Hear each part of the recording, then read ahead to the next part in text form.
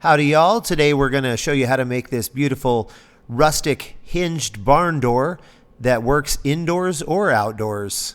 Come along and we'll show you how we did it. Meow. The first step I did was I built this frame around the edge using these aren't 2x4s, I believe these are 2x3s.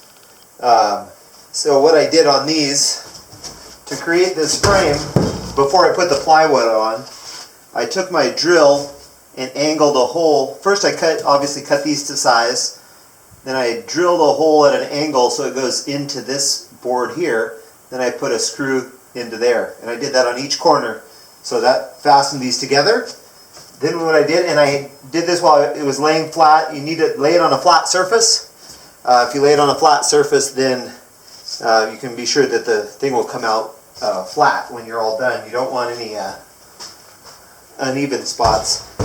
Then I laid my frame on the ground, put my sheet of plywood on it, and then I screwed the plywood just all around the edge with little 1-inch screws. Okay, so as you can see, I'm piecing together the little slices of wood that I got off my pallets, and I kind of ran out of pallet board, so what I did is I had a few of these left over from another project. This is just like a wainscoting type thing, but I like it because this also adds a little splash of color, kind of a more reddish color. And then what I did, I still need a few more pieces to fill in my puzzle here. So what I did is I took a sheet of plywood, and then I took one of the pieces out of there that fit in there, and then I'm just making basically like some fake pallet boards. So it's a nice old sheet of plywood. It's got lots of dings and funny marks that give it the nice character. So what I do is I just line up one of these pieces, so I don't have to bother with measuring. Just line up one of these pieces and draw it out.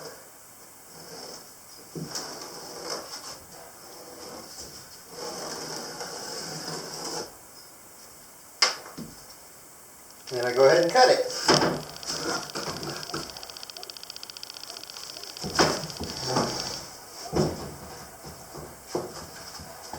So first I cut the small end.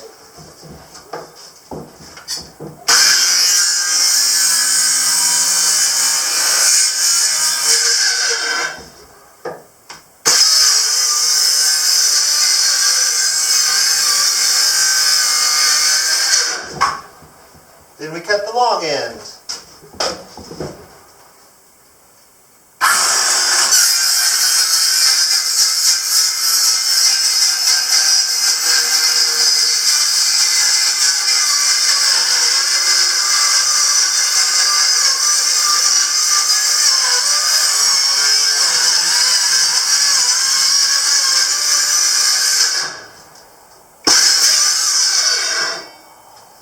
There we go. Got another slice.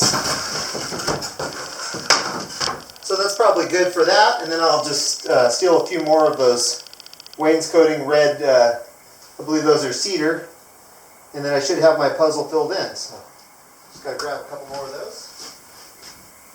And gotta make sure I mark it for length. So the best is to get one of these boards that fills the space. And I can cut two of these at once because these are really thin. Like my wife.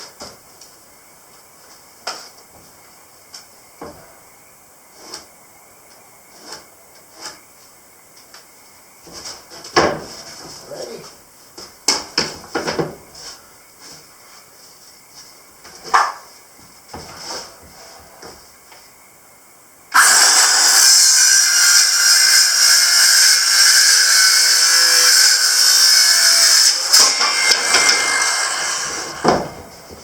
Alright, I should be getting close to filling in the puzzle.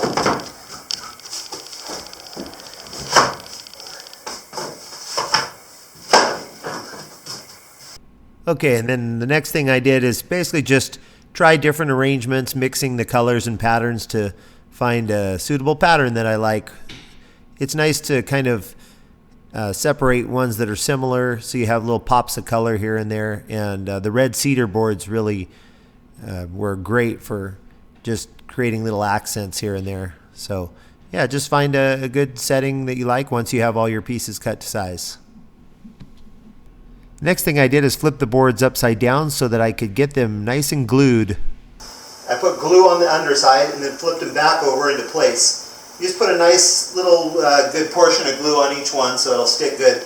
And then I put them all back into place. Now what I'm going to do is get some weights to weigh these down.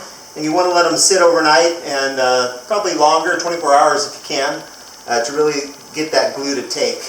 Well, here you have my weight system I came up with, a bunch of bricks. So the weight of the bricks sitting on this overnight for at least 10 or 12 hours anyway, that should pretty much stick the glue really well to the plywood underneath. That's what I'm hoping. Alright, we'll find out in the morning. The next thing I wanted was some cross beams. So what I did is I just laid my little cross beams over. Before I cut them, this was obviously much longer, and I just eyeballed. So basically, imagine it's like this. I just kind of looked over where I wanted it, and I drew my line this way and cut it. And I got pretty good angles just from eyeballing it. It goes in there pretty nice. And then I'm just going to use this one as a pattern for the other cross beam. So I'll go out and cut that. And then that one I'm actually going to cut in the middle where it crosses this. So they're not actually going to cross. It's just to make it look nice. Also, these are handy because since these are just glued in, they're not screwed in or anything, these will kind of help to hold it in. I'm actually going to glue these also to this, and these will help hold the whole thing together. And if I want, I can put some screws in the ends of these to also kind of reinforce that. So let's go cut the other beam right now. Okay, so since I've got my first one cut, I can now use it for a pattern. So I'm just going to line it up with this one,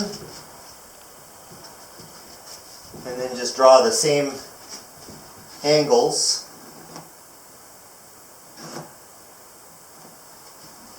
And then on the other side as well.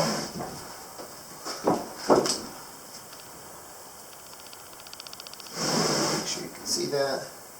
Ooh, look, I'm just shy of a big hole there, so I'm glad that worked out.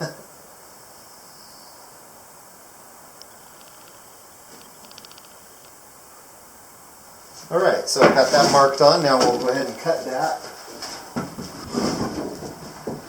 So when cutting at an angle, the little safety can sometimes cause a problem. It doesn't want to lift on my saw. So I gotta just use my knee here to hold the pressure up. Then I can hold the safety catch back so it's not causing me problems.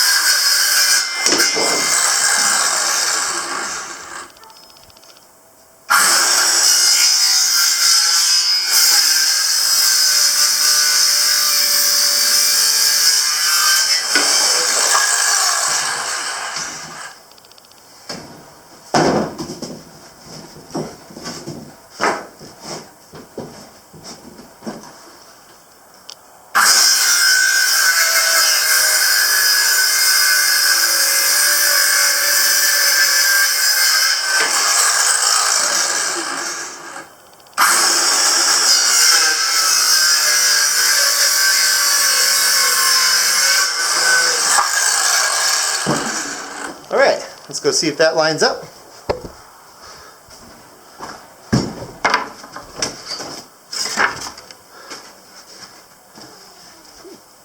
Kitty cat's probably wondering who I'm talking to. Nah, she's busy surveying her domain. Yeah, so that one fits in. And then with this one, so next what I'm going to do is where the boards cross, I'm going to cut the one, and then where it crosses here, I'm going to mark there and there.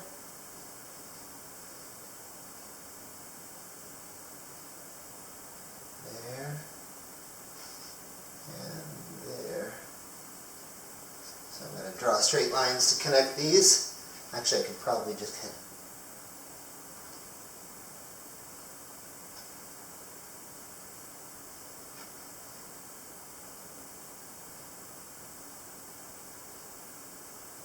There we go. That should be pretty close. Okay, so if I cut these right, hopefully it comes right up to the board. That one looks good.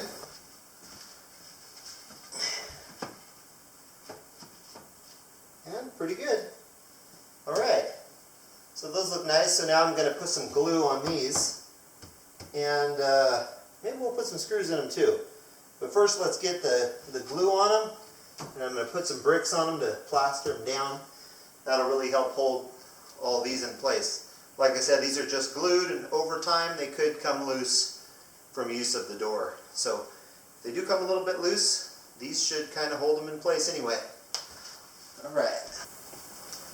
I'm not going to put on all the boards because, as you can see, some of these boards are thinner that I use. So that these two, for example, this isn't even going to make contact with this. It's kind of, but most of the boards will make some sort of limited contact. Got some dry glue. It's my fault for not cleaning it after I used it last.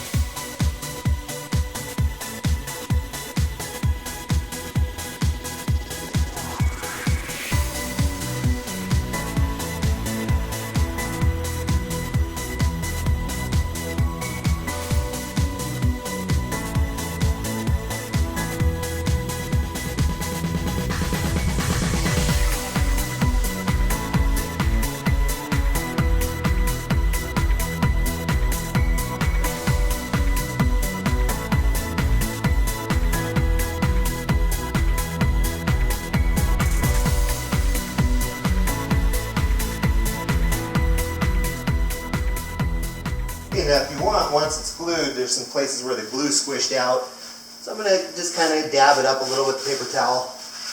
I don't care if a little bit of the glue shows, because when it dries it'll just kind of add to the roughage of the door. It kind of look nice actually. But don't want too big of globs sticking out, so where it really globbed, I'm going to kind of wipe it up a bit. It's been sitting overnight. The glue should be nice and dry. So we got our two cross beams installed, and now we're ready to put the door up. Just got to put the hinges on and install it.